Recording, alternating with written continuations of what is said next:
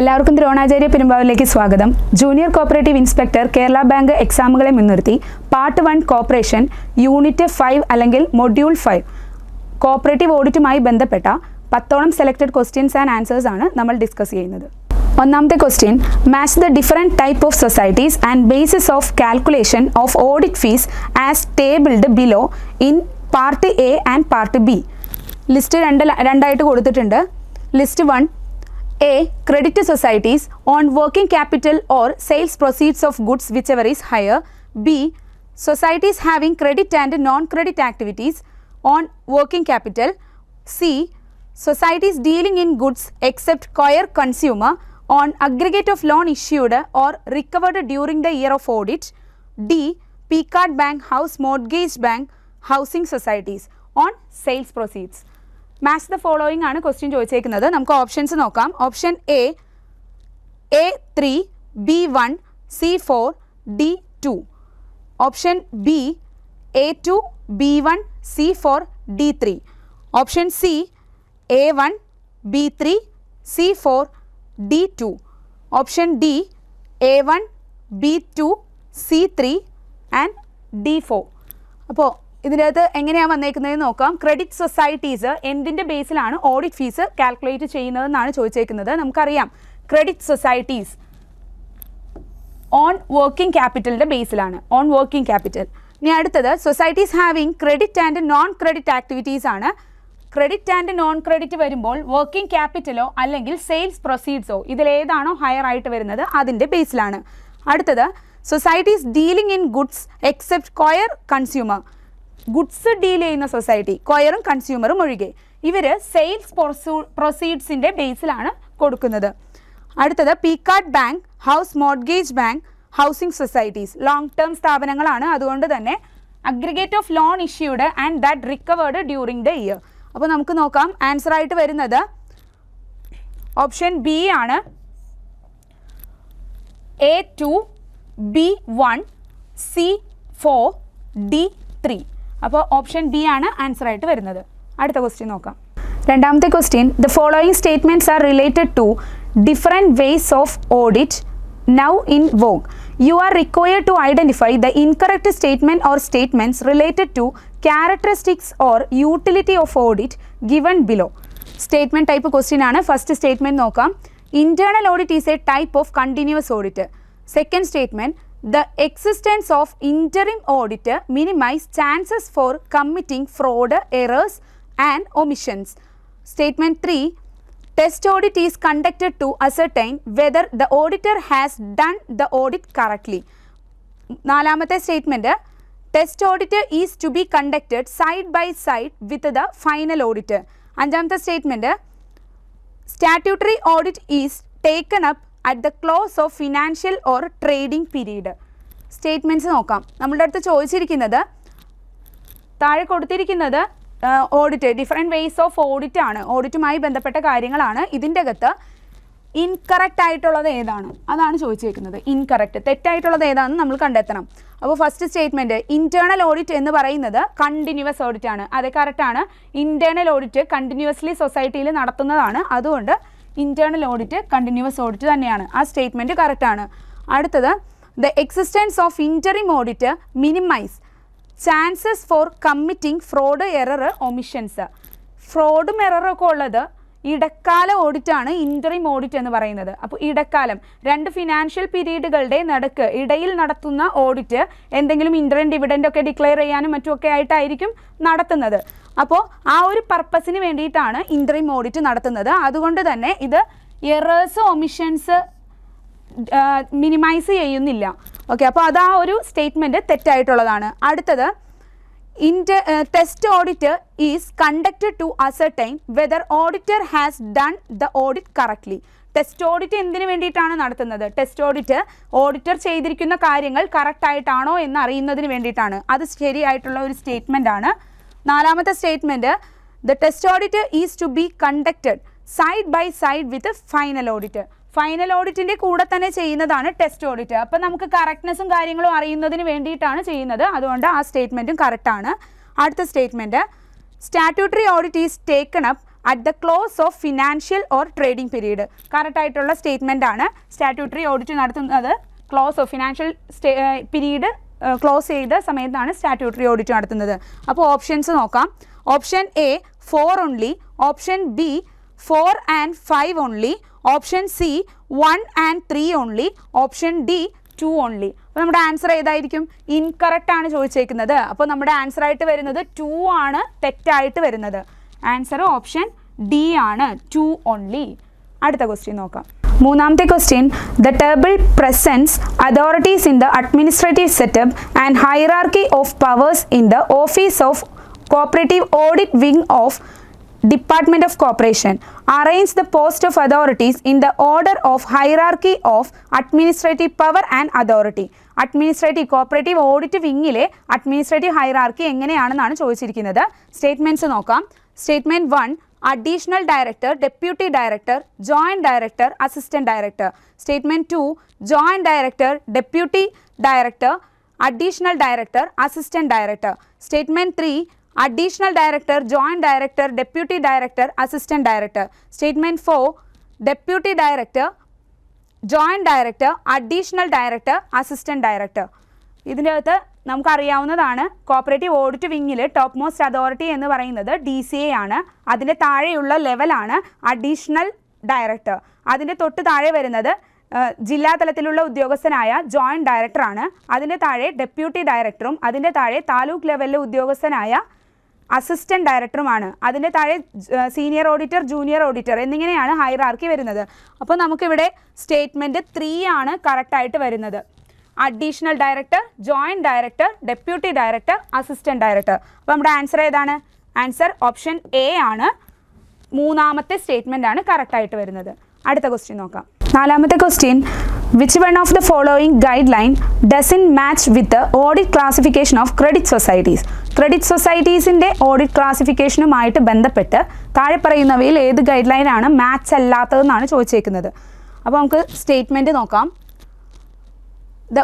First statement, the audit classification is made on norms or standards prescribed categorized into 4 head and 100 mark. Statement 2, the maximum mark allotted in the norms is for credit and financial stability. Statement 3, the lowest mark allotted in the norms is for management.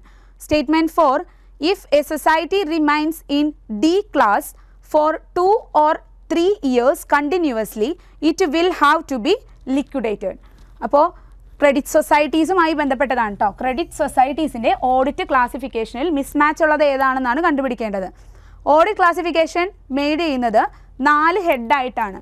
ഇത് കറക്റ്റാണ്, 4 ഹെഡായിട്ടാണ് വരുന്നത്.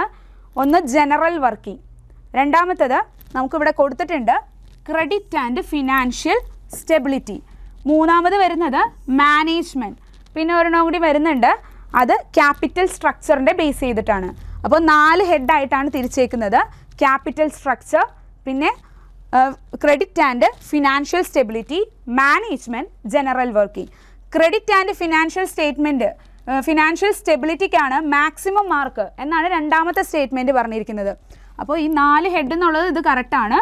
രണ്ടാമത്തെ സ്റ്റേറ്റ്മെൻറ്റിൽ highest mark ഇതിനാണ് കൊടുക്കുന്നതെന്നാണ് പറഞ്ഞേക്കുന്നത്. കറക്റ്റായിട്ടുള്ള statement ആണ്. 40 മാർക്കാണ് credit and financial സ്റ്റെബിലിറ്റിക്കായിട്ട് provide ചെയ്യുന്നത്. ക്രെഡിറ്റിന് 30ഉം ഫിനാൻഷ്യൽ സ്റ്റെബിലിറ്റിക്ക് 10ഉം അങ്ങനെയാണ് പ്രൊവൈഡ് ചെയ്യുന്നത്. അടുത്തത് ലോവസ്റ്റ് മാർക്ക് മാനേജ്മെൻറ്റിനാണ് കൊടുക്കുന്നതെന്നാണ് പറയുന്നത്. അതും കറക്റ്റായിട്ടുള്ള സ്റ്റേറ്റ്മെൻ്റ് ആണ്. 15 ഇതിൽ ലോവസ്റ്റ് മാർക്കായിട്ട് പ്രൊവൈഡ് ചെയ്യുന്നത്. അപ്പോൾ ആ സ്റ്റേറ്റ്മെൻറ്റും കറക്റ്റാണ്.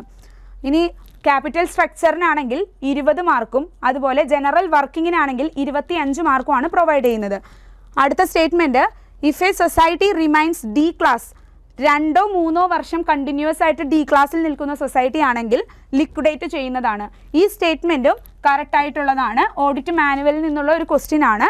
അപ്പോൾ നമുക്കിവിടെ എല്ലാം കറക്റ്റാണ്. മിസ്മാച്ച് ഏതാണെന്നാണ് നമ്മളോട് ചോദിച്ചേക്കുന്നത്. ആൻസർ ആയിട്ട് ഇവിടെ വരുന്നത് ഓപ്ഷൻ ഡി ആണ്, നൺ ഓഫ് ദീസ്. അടുത്ത ക്വസ്റ്റ്യൻ നോക്കാം. അഞ്ചാമത്തെ question, team audit is a recently developed techniques adopted by cooperative department. Which of the following is correct about team audit? Team ഓഡിറ്റുമായിട്ട് ബന്ധപ്പെട്ട ക്വസ്റ്റ്യൻ ആണ്. ഇതിനകത്ത് കറക്റ്റായിട്ടുള്ളത് ഏതാണ് എന്നാണ് ചോദിച്ചേക്കുന്നത്. Statement 1, team audit was introduced in the year 1988. Statement 2, every cooperative society shall cause to be audited by a team of auditors appointed by general body in accordance with the scheme approved and notified by Director of Cooperative Audit. Statement 3, if the audit discloses any misappropriation or fraud or defalcation of money or property or assets of the society, audit team shall prepare a special report and forward the same to DCA or RCS. Statement 4, on completion of audit and before submission of audit report, the reported to Director of Cooperative Audit, the audit team shall discuss the audit findings with the managing committee. Statement 5, no audit of cooperative no team of auditors shall be entrusted with the audit of cooperative society for more than 2 consecutive audits. നമുക്ക് options നോക്കാം. Option A all of the above, option B 1, 2, 3 and 5 only, option C 1, 3, 4 and 5 only, option D 1, 4 and 5 only. അപ്പോൾ നമുക്ക് question തന്നിരിക്കുന്നത് team ഓഡിറ്റുമായിട്ട് ബന്ധപ്പെട്ടതാണ്. Team ഓഡിറ്റിൽ correct ആയിട്ടുള്ളത് ഏതാണെന്നാണ് ചോദിച്ചേക്കുന്നത്. ഫസ്റ്റത്തെ സ്റ്റേറ്റ്മെൻറ്റിൽ കൊടുത്തേക്കുന്നത് team audit introduce ചെയ്തിരിക്കുന്നത് 1988 കറക്റ്റ് ആയിട്ടുള്ള സ്റ്റേറ്റ്മെൻ്റ് ആണ്. രണ്ടാമത്തെ സ്റ്റേറ്റ്മെൻറ്റ് തന്നിരിക്കുന്നത് every cooperative society shall cause to be audited by team of auditors. Team of auditors appointed by general body എന്നാണ് തന്നേക്കുന്നത്. ജനറൽ ബോഡി അല്ല, അപ്പോയിൻറ്റ് ചെയ്തിരിക്കുന്നത് DCA ആണ്. ഓഡിറ്റിംഗ് ടീമിനെ അപ്പോയിൻറ്റ് ചെയ്യുന്നത് ആരാന്ന് ചോദിച്ചു കഴിഞ്ഞാൽ DCA ആണ്. In accordance with the scheme approved and notified by DCA. DCA അല്ല ഇവിടെ വരുന്നത്, ഇവിടെ ഗവൺമെൻറ് ആണ്, സ്റ്റേറ്റ് ഗവൺമെൻറ് ആണ് ഇവിടെ വരുന്നത്. സ്കീം അപ്രൂവ് ചെയ്യുന്നത് സ്റ്റേറ്റ് ഗവൺമെൻറ് ആണ്. അപ്പോൾ ആ സ്റ്റേറ്റ്മെൻറ്റ് തെറ്റായിട്ടുള്ളതാണ്. അടുത്തത്, if the audit discloses any മിസ്അപ്രോപ്രിയേഷനോ അല്ലെങ്കിൽ ഫ്രോഡോ ഡിഫാൽക്കേഷൻ ഓഫ് മണി, എന്തെങ്കിലും തിരിമറിയോ അല്ലെങ്കിൽ പ്രോപ്പർട്ടിയിൽ അല്ലെങ്കിൽ അസറ്റിലോ ഒക്കെ എന്തെങ്കിലും തിരിമറിയോ കണ്ടെത്തി കഴിഞ്ഞാൽ audit team shall prepare special report തയ്യാറാക്കണം. എന്നിട്ട് അത് ആർക്ക് ഫോർവേഡ് ചെയ്യണം? DCA ഓർ രജിസ്ട്രാറിനാണ് തന്നേക്കുന്നത്. ഇത് തെറ്റാണ്. കാരണം DCAക്കും ചെയ്യണം, അതുപോലെ തന്നെ രജിസ്ട്രാർക്കും കൊടുക്കണം. DCA ആൻഡ് രജിസ്ട്രാർ ആണ് ഇവിടെ വരേണ്ടത്. അപ്പോൾ ഈ സ്റ്റേറ്റ്മെൻറ്റും തെറ്റാണ്. അടുത്തത്, on completion of audit and before submission of audit report to Director of Cooperative Audit, the audit team shall discuss the audit findings with the managing committee. Audit complete ചെയ്ത് കഴിഞ്ഞിട്ട് DCAക്ക് report കൊടുക്കുന്നതിന് മുൻപായി ഓഡിറ്റ് ടീം ഇതിലെ findings managing കമ്മിറ്റിയുമായി discuss ചെയ്യണം. ഇത് കറക്റ്റായിട്ടുള്ള statement ആണ്. അടുത്തത്, no team of auditors shall be entrusted with the audit of cooperative society for more than 2 consecutive audit. Continuous ആയി 2-ലധികം കോപ്പറേറ്റീവ് ഓഡിറ്റ് നടത്താൻ വേണ്ടി ഒരു ടീമിലെ ഓഡിറ്റേഴ്സിന് സാധിക്കുന്നതല്ല. ഈ സ്റ്റേറ്റ്മെൻറ്റും പുതിയത് വന്നിരിക്കുന്നതാണ്. ഇതും കറക്റ്റായിട്ടുള്ള സ്റ്റേറ്റ്മെൻ്റ് ആണ്. അപ്പോൾ നമുക്ക് ഇവിടെ തെറ്റായിട്ട് ഉള്ളത് ഏതാണെന്ന് നമുക്കറിയാം. രണ്ടാമത്തെ സ്റ്റേറ്റ്മെൻറ്റും മൂന്നാമത്തെ സ്റ്റേറ്റ്മെൻറ്റും ആണ്. കറക്റ്റ് ഏതാണെന്നാണ് നമ്മുടെ ക്വസ്റ്റ്യൻ വന്നിരിക്കുന്നത്. അപ്പോൾ 1, 4, 5 അതാണ് കറക്റ്റായിട്ട് വരുന്നത്. അപ്പോൾ നമ്മുടെ ആൻസർ ആയിട്ട് ഏത് വരും? ആൻസർ ആയിട്ട് വരുന്നത് ഓപ്ഷൻ ഡി ആണ്. 1, 4, 5 ഓൺലി. അപ്പോൾ അടുത്ത ക്വസ്റ്റ്യൻ നോക്കാം. ആറാമത്തെ question, subsection 5A of section 63 of KCS act deals with. Section 63 5A എന്താണെന്നാണ് ക്വസ്റ്റ്യൻ ചോദിച്ചിരിക്കുന്നത്. ഓപ്ഷൻസ് നോക്കാം. Option A registration of cooperative society, option B liquidation, option C audit, option D revision of audit manual. Subsection പഠിക്കേണ്ട ഒരു സെക്ഷനാണ് section 63. Audit manual revision നടത്തലാണ് നമ്മുടെ ഇവിടെ answer ആയിട്ട് വരുന്നത്. ഓപ്ഷൻ ഡി ആണ്. ഓക്കെ, അപ്പോൾ ഓഡിറ്റ് മാനുവലിനെ കുറിച്ച് മെൻഷൻ ചെയ്യുന്നത് 5ലും അതിൻ്റെ റിവിഷൻ ഓരോ 5 വർഷം കൂടുമ്പോഴും DCA അത് റിവൈസ് ചെയ്യണം വിത്ത് കൺസൾട്ടേഷൻ വിത്ത് രജിസ്ട്രാർ. അപ്പോൾ അത് മെൻഷൻ ചെയ്യുന്നത് 5Aയിലുമാണ്. അടുത്ത ക്വസ്റ്റ്യൻ നോക്കാം. ഏഴാമത്തെ question, first auditor of company other than government company shall be appointed by board of directors within dash days from the date of registration. Register ചെയ്ത് എത്ര നാളിനകമാണ് കമ്പനിയിൽ ഫസ്റ്റ് ഓഡിറ്ററെ അപ്പോയിൻറ്റ് ചെയ്യുന്നത്? ഫസ്റ്റ് ഓഡിറ്ററെ അപ്പോയിൻറ്റ് ചെയ്യുന്നത് ബോർഡ് ഓഫ് ഡയറക്ടേഴ്സ് ആണ്. അപ്പോൾ ഓപ്ഷൻസ് നോക്കാം. Option A 30, option B 60, option C 90, option D 120. ഇതിന് ആൻസർ ആയിട്ട് വരുന്നത് ഓപ്ഷൻ എ ആണ്, 30 days, 30 ദിവസത്തിനകമാണ്. അപ്പോൾ ഗവൺമെൻറ് കമ്പനിയിലാണെങ്കിൽ കൺട്രോളർ ആൻഡ് ഓഡിറ്റർ ജനറൽ ആണ്, വിത്തിൻ 60 daysനകമാണ് അപ്പോയിൻറ്റ് ചെയ്യുന്നത്. ഓക്കെ, അടുത്ത ക്വസ്റ്റ്യൻ നോക്കാം. എട്ടാമത്തെ question, dash of the following classes of societies are exempted from the payment of audit fees. Audit ഫീസിൽ നിന്നും എക്സംപ്റ്റഡ് ആയിട്ടുള്ളത് താഴെ പറയുന്നവയിൽ ഏതാണ്? Option A, all cooperative societies of which all or majority of members are belonging to scheduled caste or scheduled tribe including its apex cooperative society. ഇവർ SC/ST society അതിൻ്റെ അപ്പെക്സും exempted ആണ്. അപ്പോൾ ഇത് കറക്റ്റാണ്. അടുത്തത് option B, all farming societies which do not accept deposit and do not grant loans and advances. ഇവരും exempted ആണ്. അടുത്തത് option C, all social welfare societies which do not accept deposits and do not grant loans. ഇവരും exempted ആയിട്ടുള്ളതാണ്.